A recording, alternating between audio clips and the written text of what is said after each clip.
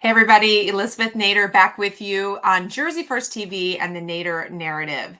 What happens when you bring a bunch of smart, charismatic, and very motivated college and high school students together in a great internship program and have them focus on education in New Jersey? A huge topic. Well, you get a bunch of good ideas and things that a lot of us older people haven't thought about.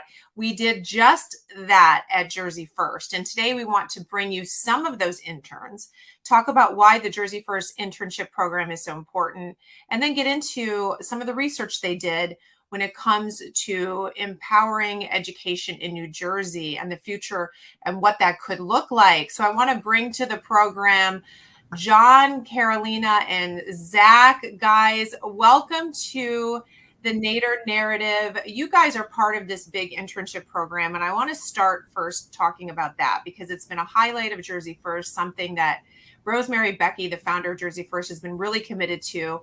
And we have seen a lot of kids come through this program. So, Zach, I'm going to start with you. First of all, a little bit of your background. Lincoln Park, you attend Seton Hall University right now. You are studying diplomacy and international affairs. So a little political internship makes sense. But Zach, what's so special about Jersey First and the program? Well, for me, I was very interested in working for Jersey First, mainly just because my interest has been international and I have been looking into going to government, but more so on the foreign policy side. And this gave me an opportunity to explore the domestic politics and local state, as well as stay within New Jersey and be active. Yeah, absolutely. And it looks great on the resume, right? I mean, any kind of experience you can get, help you figure out what you want to do. Karolina, you are actually in high school, rising junior, entering your junior year. So that's pretty impressive. You're focused on going to college to study political science and possibly go into the law. So tell me about that. Why is that a passion for you, and how did this internship fit? I think for me, growing up, I was always very into English. I'm a debater, so I'm used to talking to people. I'm used to arguing about a lot of public policy. And this internship has really been a great opportunity for me, since instead of now just saying that I want to go into law and politics, I firmly believe it. Since this is one of the best places to really get a hands on experience as opposed to just delivering coffee to politicians. Good point. Some internships are just about delivering coffee. This was way more than that, but you make a very good point. And as a high school student, what an incredible opportunity. I mean, that puts you miles ahead of everybody else. John, you're from Chatham, also Seton Hall University right now, triple major. You just got to impress everybody, huh? Philosophy, psychology, and Catholic studies. That's interesting. A lot of that applies to political science, certainly. John, why Jersey First, and what was the experience like for you? Yeah, so I've been becoming increasingly more interested in the political world. And to me, Jersey First seemed to be the perfect segue into that. To me, all of our political ideas seem to have some reach into the aspects that I'm majoring in. I mean, our laws are based off philosophical issues, moral issues, psychological issues, how it affects the community. And so I thought this would be a great opportunity to kind of bring pieces of those together. Very smart. I couldn't agree with you more. So let's dive into what you guys did. The focus for you with this internship program was on the education sector of New Jersey. Now, this has always been an important thing. Jersey, for a long time, has been proud of its education system. Things may have changed and shifted a little bit, of course, during the pandemic. And we are certainly not a leader when it comes to families being able to unbundle education and make their own choices. So lots of opportunity here. Zach, I want to start with you and the focus on empowering education, which is, first of all, the way you guys chose to talk about it. Why did you choose the empowering education moniker, if you will, versus calling it school choice? Well, that was originally a point from the social media team who came up with the name for it, which we give them a lot of credit for. But mainly just empowering education is a less divisive term. It's something that every parent can really relate to, because who doesn't want to empower their own child's education, give them the opportunities to expand, learn, and just ultimately better develop. Yeah, it's true. And I think too, school choice sadly has become a lightning rod term. shouldn't necessarily be the case, but this isn't about red or blue. It shouldn't be about R or D. This is about kids. So whatever we have to do to minimize the partisan rhetoric there. Karolina, when we look at the pandemic and we see what happened since 2020 when the world shut down, what kind of impact? The team did a lot of research on this and polling on other institutions who have studied this deeply. Give us a sense of the impact that the pandemic had on New Jersey students. Sure. So the best way to start off framing this is to simply state one of the most shocking facts I think I've discovered while working, which is that the New Jersey Department of Education says that kids, because of COVID, have faced 7 years of learning loss, meaning you've missed out on about 7 years of what you would be getting from an education, which is awful. And in addition to that, recently, what's been put in motion and passed is that the graduation rate, kind of the standard to pass, has been a lot lower. So what has happened is that they've raised it. So it appears as if 80% of kids are ready to graduate, when in reality it's around 40. So just coming back from COVID, being a student myself, we've suffered so much learning loss overall. Even doing an interview like this that's online still isn't the same as if we were doing it in person. So really the motivation behind this whole project is to try to recover and keep us as a state of New Jersey at the educational threshold, which we should be at. Yeah, good point. 7 years. It's kind of hard to absorb that and really understand the impact that means for society. And like you say, if you change the metrics, then maybe it doesn't look so bad, but the truth is it's bad. John, personally, from your standpoint, you're in college, but you lived through this pandemic. Do you resonate with that? I mean, maybe not you personally, but when you look around at yourself and your friends, do you see that kind of negative impact from the policy decisions that were made from Trenton? I do. And I think another thing that's important to highlight with the learning loss is that this is a systemic issue. COVID only exacerbated the problem. And so I personally think that the 7 years learning loss was what happened during the pandemic. But with our current education system, we teach for satisfactory results, not perfection. So if someone understands about 70% of the material in their class, we say, okay, that's a C+, that's a passing grade. Just move on, because we need to get you part of our statistics, part of our graduation rate, and so on and so forth. But in terms of my personal experience, yes, I was in a unique situation. I actually transferred during the pandemic. I went to Seton Hall Prep, and then I transferred to Chatham Public School. And the learning loss was unbelievable for me because they separated us by last name. And with the guidelines in place, I wasn't able to meet any of my teachers or any of my peers for the first 2 weeks after I transferred. So it was very hard to make connections on a personal level. Learning online, sitting in front of a screen, I was very easily distracted. And while I didn't make super deep connections with the kids at the school that I transferred to, I'm sure they all felt the same way. Right. Obviously now, technology changes everything, and technology can be a blessing, but it certainly was a challenge. And if you can't learn that way, you're left in the dust. Zach, have you had that same personal experience? And are you concerned at all? What John brings up is that we're just sort of changing the metrics. I mean, it's sort of like, well, it's just satisfactory. Is that enough for us to compete?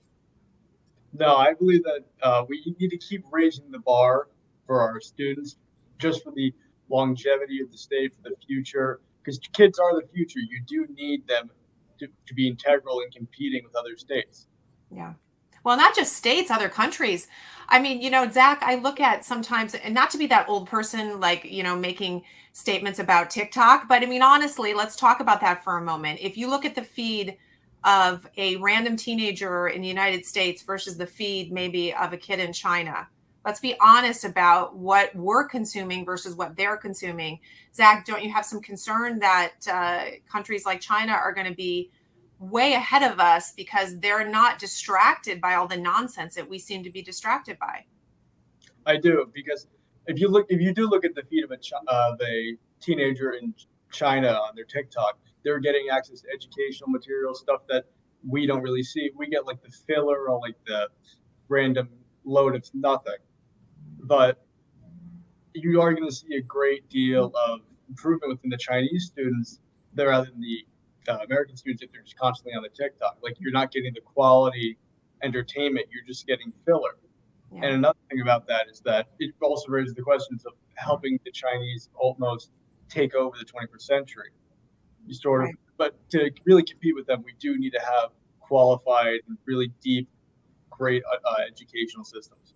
Absolutely. So, Carolina, what did you guys look at in terms of solutions? So we can talk a lot about the loss, and I think anybody that lived through this and certainly had children, and anybody that was a student, we all saw different aspects of it. So now we have this problem.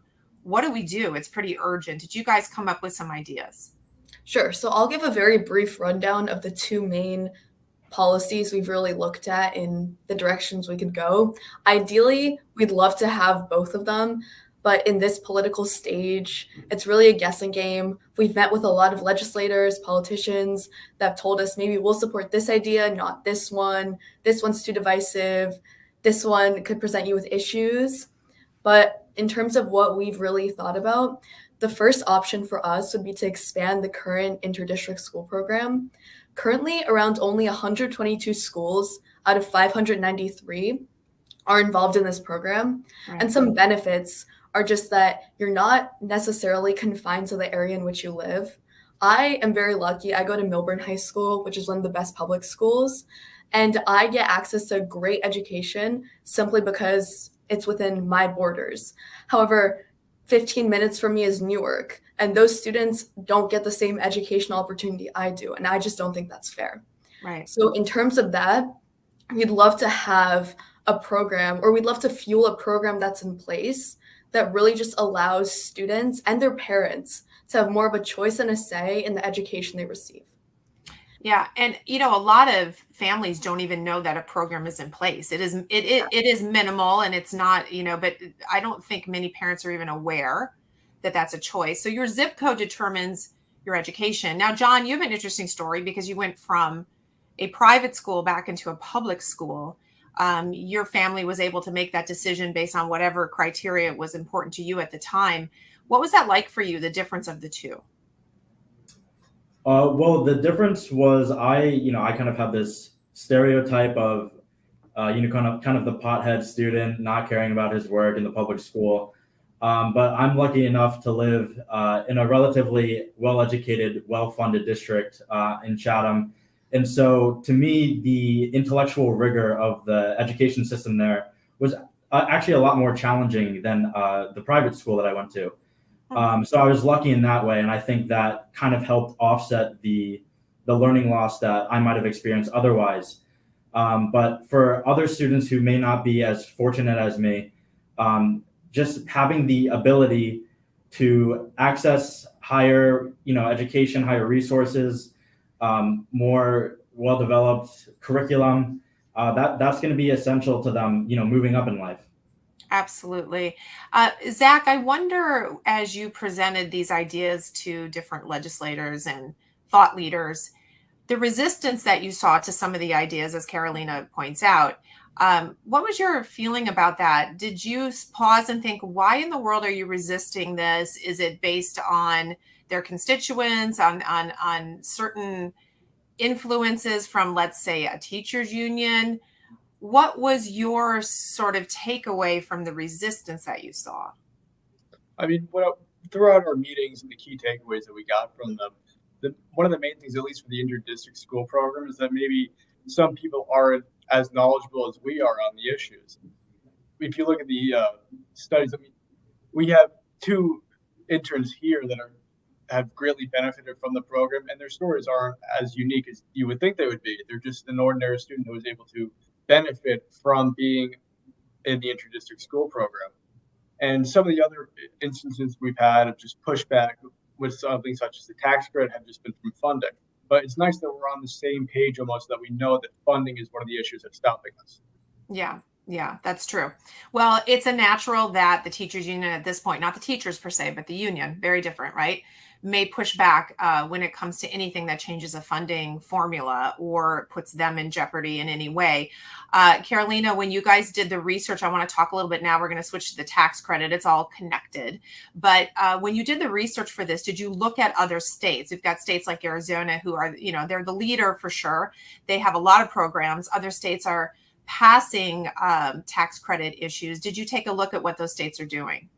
Yes. So to talk about Arizona a tiny bit, we liked Arizona's program. The one issue that I think we ultimately encountered was that their list is very broad when it comes to what you can use this credit for. They have items on there such as movie theaters, museum visits, even gym memberships, which we all came to agreement that we do not want any parents taking advantage of something like that to use for personal gain. So instead, we switched over to a bit of an underrated state and we looked at Ohio. They have an amazing ACE program that's expanded greatly over the past few years. And they run their platform through a third-party system that very closely monitors what you're able to do and where you're able to do it. If you input, for instance, tutoring near me, I'll give you where it is, the cost, and it'll let you run it through the system so that you're able to really get a very strict regulation on what you're doing, but then also access it very easily. That seems really smart, because if you just offer people money and you don't give them boundaries and guidelines, that's not necessarily going to be in the best interest of the children. We can't always assume that every parent is, incentivized or really looking at the best. You can't. Every parent's different. John, so you looked at all these states, you saw the good, the bad, the ugly, whatever you thought was best, and you guys came up with a proposal and a pilot program. Can you tell us a little bit about that? Yeah, so we figured that $1,000 would be a good starting point. And the kind of metric we used to get that number was just based on how many families are 1.5 times above the federal poverty limit in New Jersey, and then kind of comparing that to how much COVID funds we have. And so we wanted to start off with $1,000 for each family kind of in that bracket, and then hopefully implement a similar online program where you can go into a portal, access what type of services you want, and then you can get that refunded back to your account. Okay. All right. So in that case, Zach, I don't know how I came up with Jack, but Zach, in that case, $1,000 may not obviously be enough for you to choose a private school or to pay the difference in tuition in public schools, but it's a step towards doing something like getting a tutor or getting special help in a particular area or enrolling them in an after school program. Is that the kind of flexibility you guys were envisioning? It was. It's just things that we take for granted, like paper, textbooks, pencils, backpacks, things that you need to have to be competitive in public and private schools. Something that we are just mainly trying to pursue. It's our main goal with this pilot program. But our main takeaway with the pilot program is that it has room for expansion. I mean, through our meetings with legislators, we're always saying it could be expanded. What are your opinions on this? What do you feel about this? Yeah. But ultimately, it is just a pilot program. We can come up with more in the future. We can have more wiggle room, really. So, Karolina, as Zach says, it's like a pilot program. I mean, we're going to test it with certain income levels. We're going to test it at $1,000. That's what's being proposed. And it's a tax credit. So can you explain how that works? Sure. So the way it's going to work is that you're getting money back essentially once you use the resources that we provide you, in a sense. So it stops people from just being handed a check, as you mentioned earlier, and then just going to spend it on whatever they want. As opposed to that, you pick out the resource that you're interested in. If we run it through a third-party system, which is something we're still thinking about, then that's something that'll be deducted right from this person's so-called balance. Mm-hmm. And then again, as opposed to just being given this money, it's making sure that's allocated to the expected resources, and then just being taken off of the funds that you would be estimated to spend on that service. Okay. Now, obviously, the state has to come up with a way to manage this. So there are additional costs, right? Anytime you create a program, we always have to be aware of that. So guys, this is really interesting. It would be incredible if we could move something forward like this, especially as a pilot program. I want you guys, as we wrap up, to give me, each of you, we'll start with John, kind of give me your takeaways from the internship program in general and from this specific focus, and whether or not you think New Jersey will actually be a state that can implement something. John, let's start with you. Yeah, well, for me, the main takeaway is how important our local, politics are. This is where it really starts. And especially this is how you move forward for the kids. Because we want this, ideally enacted in every state, but focusing on New Jersey, I do think it will pick up again. Some article headlines that I came across when researching this subject was that the program was too popular for its own benefit. And so we really see the support there for the program. It's just a matter of, putting the politics aside for a bit, focusing on the funding, and ultimately doing what's best for our upcoming generation. Yeah, I love that. And politics is local, and our kids are on the ballot now. It seems like no matter what position people are running for, their constituents are asking them about kids, parental rights, schools, right? Our kids are definitely on the ballot. Zach, what were your biggest takeaways and your hope for the future? My main takeaway is how college students and high schoolers, us working in tandem with one another, was able to really get home and talk with legislators, really get the discussion moving. And I feel like with more time, we probably could have seen some actual results. But with the internship coming to a close, we sadly do have to put a halt on this or create a plan for the next 6 months after we're gone. Yeah. But well, you've started something, Zach, so yeah. It's not going to die. Finish. Yeah.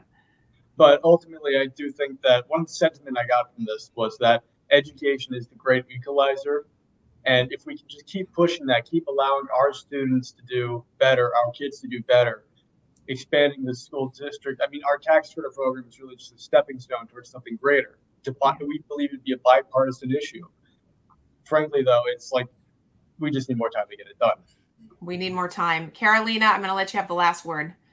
Sure. So I think one of my biggest takeaways was also similar to what Zach said on education. However, it's really about educating people as to what our true goal is. So many times when we've met with legislators, politicians, just other important people, we've told them about this program and we've heard, I don't know too much about this. Is this true? Because this is what I've heard. So the most important way that you can really aim to finalize a goal that you want, which is what we're trying to do, is to combat all of these myths just floating around. Since end of the day, this is a great program. This is a great issue. And if people knew more about it, I'm confident that we would get a lot more support. I 1,000% agree. So our next step really is to educate. So we're going to watch where this goes. I am really impressed with you guys. I know you had a great experience, but you guys also brought all your talents to bear. This is when I feel better, when I talk to kids like you, and I'm going to call you kids because compared to me, you're kids, but this is when I feel better about our future. Each of you has incredibly great views on everything. You're gifted, you're talented. Keep pushing, keep fighting for what's common sense, and we will eventually change things. So thank you guys so much for being a part of Jersey First. We'll be watching your careers, and to my audience, guys, open your mind to these opportunities in New Jersey. And as Karolina said, we will educate you on this and you'll find that change is possible and we can help the future. So guys, thank you so much. And to my audience, guys, we'll see you in 2 weeks.